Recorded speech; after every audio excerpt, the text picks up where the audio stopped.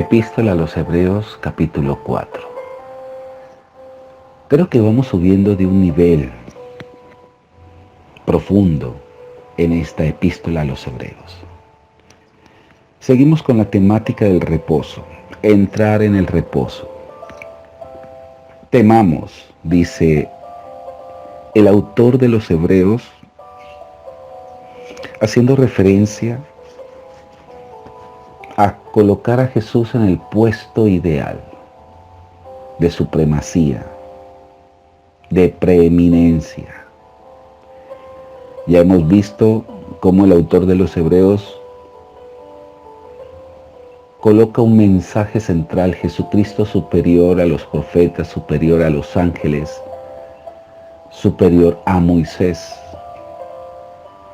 y que su mensaje no puede ser descuidado, porque el mensaje más efectivo es el que Jesús trajo. Y esa dimensión que Jesús estableció basado en la gracia, suprema gracia, sublime gracia, no es otra cosa sino ese genuino y verdadero reposo. Por eso la gracia es una dimensión totalmente de fe, del hombre del espíritu. La gracia tiene que ver con la resurrección. Todo en la dimensión de la gracia tiende a recobrar vida. Todo lo muerto resucita. Todo lo pecaminoso es transformado por santidad. Todo se vuelve propósito en la vida. Reposo no es cesación, sino confianza. Reposo no es pereza, sino trabajar en la confianza. Efectivamente, hay gente que trata de hacer muchas cosas, pero su trabajo es en vano, y lo único que trae es cansancio y un trabajo infructífero. Qué grato llevar un ministerio bajo la dimensión del reposo de Dios, de la confianza plena. Y es lo que quiere enseñar este capítulo 4. Temamos pues, no sea que permaneciendo aún en la promesa de entrar en su reposo, algunos de vosotros parezca no haberlo alcanzado. ¿Cómo no entramos en ese reposo? Cuando tratamos de hacer las cosas a nuestra manera, cuando somos dados a la incredulidad. Porque también a nosotros se nos ha anunciado la buena nueva como a ellos, pero no les aprovechó el oír la palabra, por no ir acompañada de fe en lo que lo oyeron. Y aquí es algo importantísimo. Nosotros tenemos que desarrollar la fe a través de la palabra de Dios. Por eso es necesario meditarla, estudiarla, leerla continuamente, aprenderla, sumergirnos en la palabra. Usted, amigo y amiga, usted tiene que ser una mujer o hombre de la palabra de Dios. Pensar la palabra, hablar la palabra, ministrar de acuerdo a la palabra por el Espíritu. Embestirnos de la palabra, vestirnos de la palabra, llenarnos de la palabra, confesar la palabra, cantar la palabra, vivir por la palabra. La palabra en nosotros se va a convertir continuamente en un rema, y es allí la confianza. Por eso dice que no iba acompañada de fe en los que la oyeron. El libro de Romanos capítulo 10, verso 17 dice: la fe es por el oír la palabra de Dios. Pero los que hemos creído entramos en el reposo de la manera que dijo: por tanto juré en mi ira, no entrarán en mi reposo. Ahora, ¿quién dijo estas palabras si no fue el salmista David en el Salmo 95:11? No entrarán en mi reposo. Hay muchos ministros fatigados. Hay muchos desaciertos en los ministerios.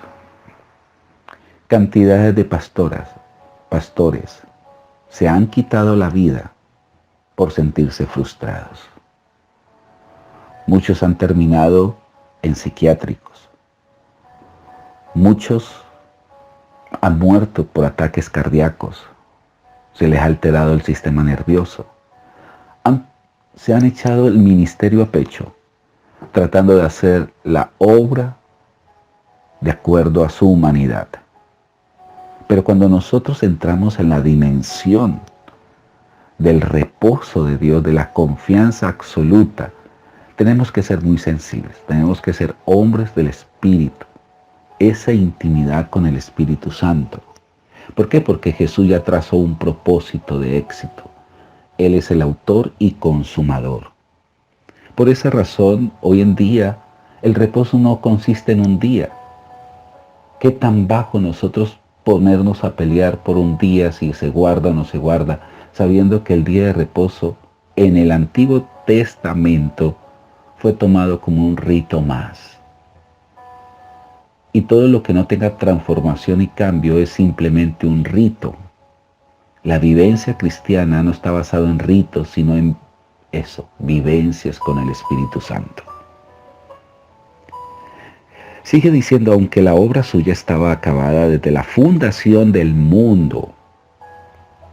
Eso está consignado en el libro de Génesis capítulo 2, verso 1, que dice que acabó su obra, la dejó perfecta, la creación. Porque en cierto lugar dijo así, del séptimo día, y reposó Dios de todas sus obras en el séptimo día. Y otra vez aquí, no entrarán en mi reposo. Por lo tanto, puesto que falta que algunos entren en él, y aquellos a quienes primero se les anunció las buenas nuevas no entraron por causa de la desobediencia. Otra vez determina un día, hoy, diciendo después de tanto tiempo, por medio de David, como se dijo, si oyereis hoy su voz, no endurezcáis vuestros corazones.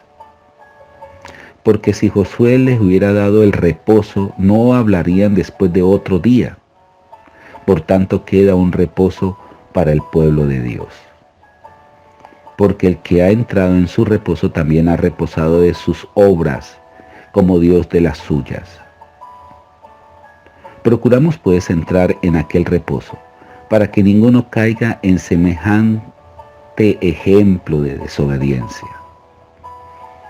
Impresionante esto, porque los judíos eran muy firmes en guardar el día de reposo y criticaban y juzgaban por no guardarse.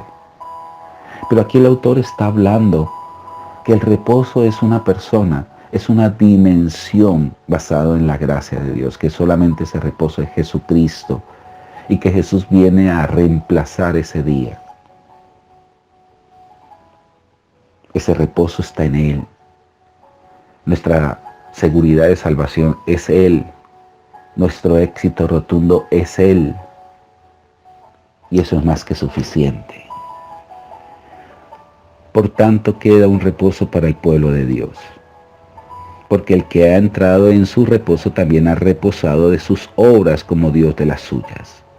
Procuremos pues entrar en aquel reposo, para que ninguno caiga en la semejanza de ejemplo de desobediencia. Y después dice, porque la palabra de Dios es eficaz, es viva. Esta palabra eficaz en el griego es energies, de ahí viene energía, es decir, llena de energía para adquirir resultados efectivos. Y es más cortante que espada de dos filos. Y penetra hasta partir. Esta palabra partir es la palabra griega merina, que significa dividir, seleccionar lo que se ha de comer y lo que no se ha de comer, lo bueno y lo malo, lo que hay que desechar y lo que no hay que desechar.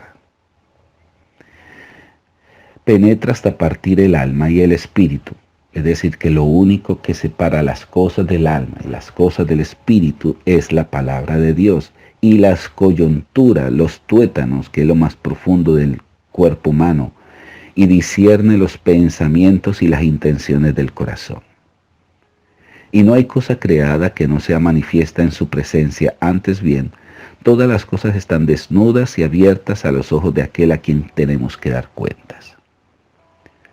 Nosotros no podemos engañar a Dios. Todo está expuesto a Él. Él juzga equitativamente nuestra vida. Y qué bueno que siempre nos esté exhortando a cambios, a mejoramiento. La palabra de Dios siempre nos va a confrontar y se convierte en ese espejo ideal para ver nuestros errores, para ver nuestras falencias y poder reconocer que continuamente le necesitamos.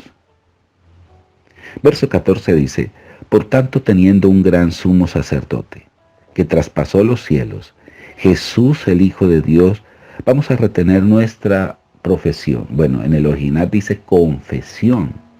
Nuestra confesión, es decir, que ese es nuestro lema. Cuando habla de confesión o profesión, en este caso que lo está aquí, es como nuestro ideal. Retengamos nuestro ideal en Él. Porque no tenemos un sumo sacerdote que no pueda compadecerse de nuestras debilidades, sino uno que fue tentado en todo según nuestra semejanza, pero sin pecado.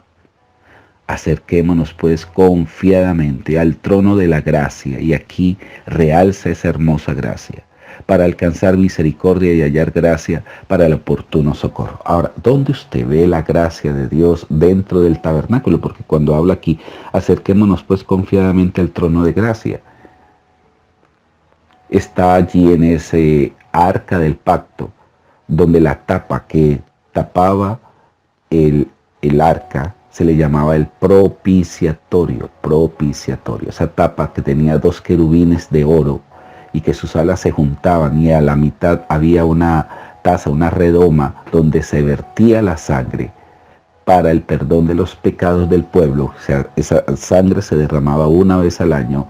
A esa tapa se le llamaba la tapa de la misericordia o tapa de gracia o trono de gracia. Ahí está reflejado la gracia de Dios. Por eso dice, acerquémonos pues confiadamente. En el original no dice acerquémonos confiadamente y no atrevidamente. Porque es como un niño. Cuando entra a su casa, abre la nevera, saca una fruta, y nadie le dice nada, atrevidamente.